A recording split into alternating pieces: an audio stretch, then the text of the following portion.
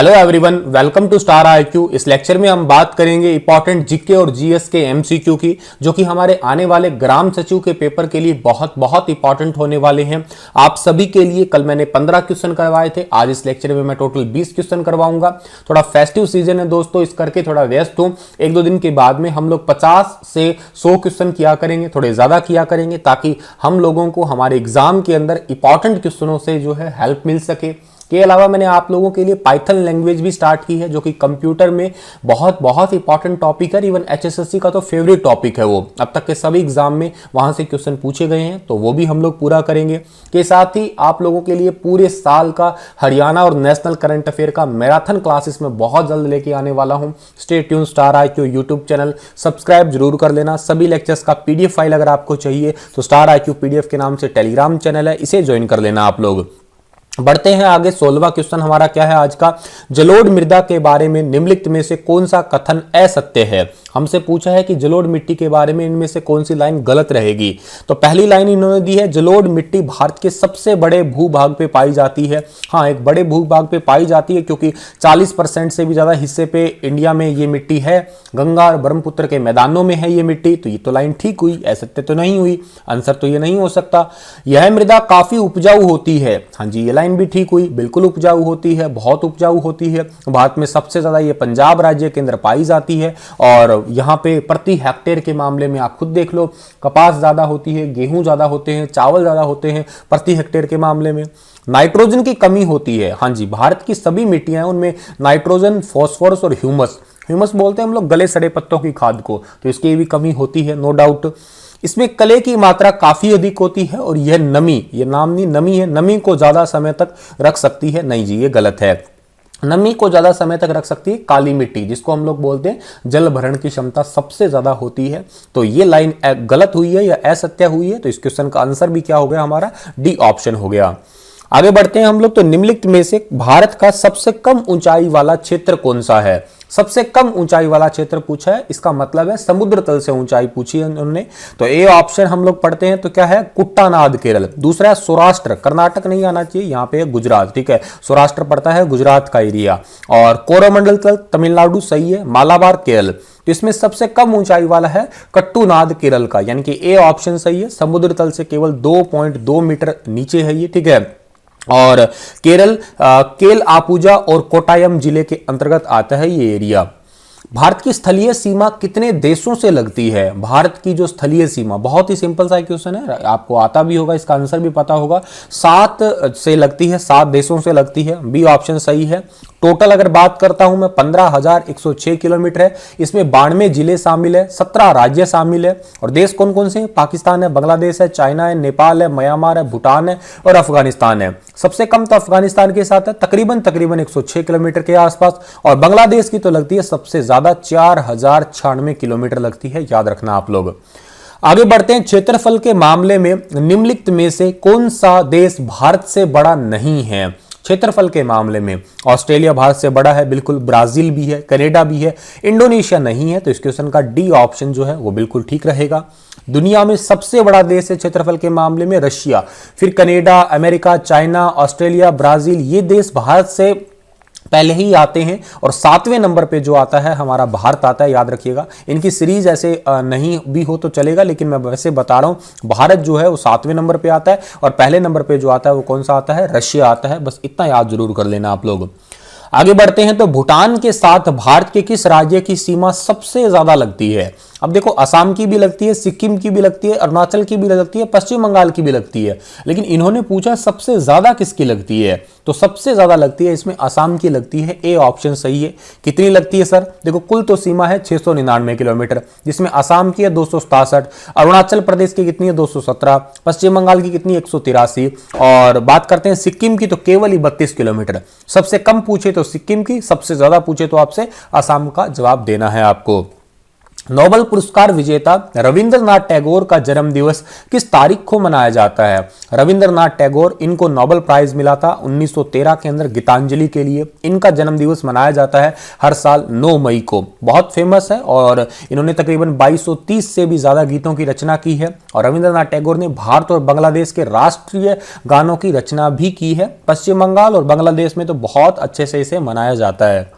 आगे जाते हैं तो विश्व थिएटर दिवस कब मनाते हैं? तो विश्व थिएटर डे यानी कि इंटरनेशनल थिएटर डे हर साल मनाया जाता है 27 मार्च को। सी ऑप्शन जो है इस क्वेश्चन का हमारा वो बिल्कुल ठीक रहेगा। जीन कास्टेओ ने 1962 में जो है थिएटर दिवस पे कोई मैसेज लिखा था और तब से लेके 27 मार्च को हर साल इसे सेलिब्रेट किया ही जा रहा है।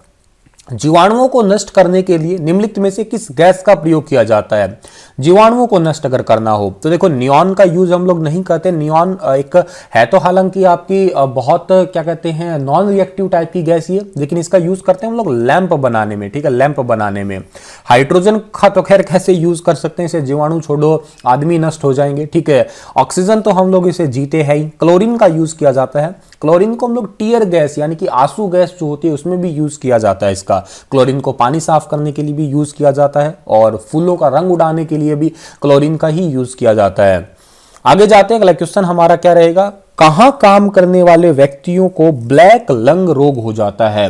ब्लैक लंग रोग, देखो ब्लैक लंग रोग जो है कहां काम करने वाले लोगों को होगा? कंफर्म सी बात है भाई। देखो, विद्युत लेपन उद्योग में तो नहीं होगा, कार्बनिक विलायक उद्योग में भी नहीं होगा, पेंट विनिर्माण में भी नहीं होगा, कोयला की खान में काम करने वाले लोगों को यकीनन ये लोग जो रोग जो है वो हो सकता है। तो एक कॉमन सी बात है, तो याद कर सकते हैं। डी ऑप्शन जो है इस क्वेश्चन का हमारा ठीक रहेगा। और निम्नलिखित में से ऑक्सीजन मिश्रित वह निष्क्रिय गैस कौन सी है जो अवरोधित शोषण से पीड़ित रोगियों को दी जाती है? इसका मतलब है जिनको जो है सांस लेने में तकलीफ होती है उन लोगों को ऑक्सीजन के साथ में या ऑक्सीजन टैंक में गैस जो है ये मिलाई जाती है। तो बहुत ही सिंपल सा क्वेश्चन है, हीलियम। आपसे अगर पूछा जाए कि ऑक्सीजन के साथ में कौन सी गैस मिलाई जाती है तो हीलियम को मिलाया जाता है, याद रखिएगा आप लोग। ठीक है, समुद्र या गोताखोर जो होते हैं वो भी हीलियम का ही प्रयोग किया करते हैं। आगे बढ़ते हैं तो अम्ल वर्षा वनस्पति को नष्ट कर देती है क्योंकि उसमें क्या होता है? अम्लीय वर्षा यानी कि जो एसिडिक रेन होती है ना, वो वनस्पति को नष्ट कर देती है, हमारे शरीर पे पड़ती है तो बहुत सारा रोग वगैरह नुकसान हो सकता है। तो इसमें बेसिकली नाइट्रिक अम्ल होता है क्या? देखो नहीं, ओजोन नहीं, कार्बन मोनोऑक्साइड नहीं, सल्फ्यूरिक एसिड होता है। हाँ जी, बिल्कुल ठीक है। डी ऑप्शन जो है इस क्वेश्चन का हमारा वो बिल्कुल ठीक रहेगा। सल्फ्यूरिक एसिड की वजह से जो है ये नुकसान करती है त्वचा को भी और वनस्पति के लिए भी। विश्व आर्थिक मंच सहित एल और कोलंबिया विश्वविद्यालयों की द्विवार्षिक रिपोर्ट अनुसार पर्यावरण प्रदर्शन सूचकांक 2018 में 180 देशों के लिस्ट में भारत जो है वो कौन से नंबर पे रहा है? भारत इसमें रहा है 177वें नंबर पे। सी ऑप्शन जो है इस क्वेश्चन का हमारा वो बिल्कुल ठीक रहेगा। 2016 में भारत रहा था 141वें नंबर पे और अब रहा है कौन से नंबर पे? 177वें नंबर पे। और इस पर्यावरण प्रदर्शन सूचकांक में भारत की उज्ज्वला योजना के बारे में भी बताया गया, जो कि गरीब महिलाओं को गैस सिलेंडर देने से संबंधित है। 2016 में यूपी के बलिया से इसे शुरू किया गया था। अगला क्वेश्चन है, निम्नलिखित में से किस नदी पर पोलावरम सिंचाई परियोजनाएं बनाई जा रही है? पोलावरम सिंचाई परियोजना बनाई जा रही है गोदावरी नदी पर। बी ऑप्शन जो है इस क्वेश्चन का हमारा बिल्कुल ठीक रहेगा। और यह सिंचाई परियोजना भारत के आंध्र प्रदेश में बनाई जा रही है। गोदावरी नदी पर बांध का निर्माण किया जा रहा है जो कि भारत के छत्तीसगढ़ ओडिशा राज्य तक फैला होगा। ठीक है, और इन राज्यों को भी जो है वो सिंचाई से संबंधित मदद मिलने वाली होगी। ठीक है, गोदावरी नदी दक्षिण भारत में सबसे लंबी है, इसे दक्षिण भारत की गंगा भी हम लोग कह देते हैं। दबाव का एसआई मात्रक क्या है? जो हमारा प्रेशर होता है उसकी एसआई यूनिट क्या होती है? पास्कल होती है। वोल्ट होती है किसकी?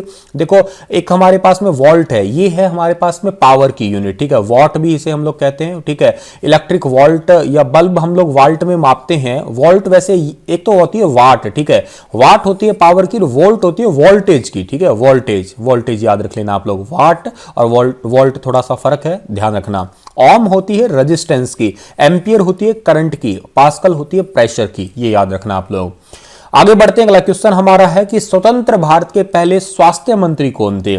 स्वतंत्र भारत के पहले स्वास्थ्य मंत्री का नाम राजकुमारी अमृत कौर, यानी कि बी ऑप्शन जो है इस क्वेश्चन का हमारा वो बिल्कुल ठीक रहेगा। इनका जन्म 2 फरवरी 1889 को हुआ था, ठीक है। और इन्होंने आजाद की 10 तक स्वास्थ्य जो है मंत्री थे, ठीक है। आजाद होने के 10 साल तक जो है ये स्वास्थ्य मंत्री थे और स्वतंत्रता संग्राम, स्वतंत्रता सेनानी, कार्यकर्ता, कई सारा काम इन्होंने किया था।